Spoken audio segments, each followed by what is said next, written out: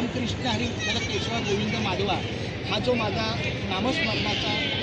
नामाचा बाजार आहे किंवा नामस्मरण आहे, नामलेखन आहे, नामसागर आहे.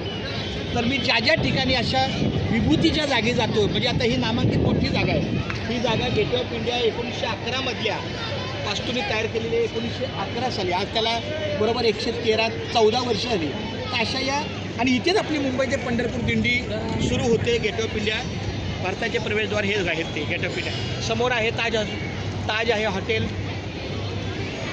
हे रामकृष्ण हरी विठ्ठल केशवा गोविंद माधवा. रामकृष्ण हरी विठ्ठल केशवा गोविंद माधवा. रामकृष्ण हरी विठ्ठल केशवा गोविंद माधवा. रामकृष्ण हरी विठ्ठल केशवा गोविंद माधवा. रामकृष्ण हरी विठ्ठल केशवा गोविंद माधवा.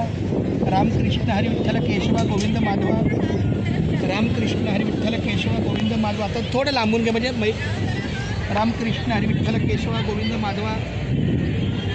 रामकृष्ण हरी विठ्ठल केशवा गोविंद माधवा. रामकृष्ण हरी विठ्ठल. तू लांबून घेतला तर मी येईल असं, म्हणजे मी ह्या वास्तूसमोर येईल. रामकृष्ण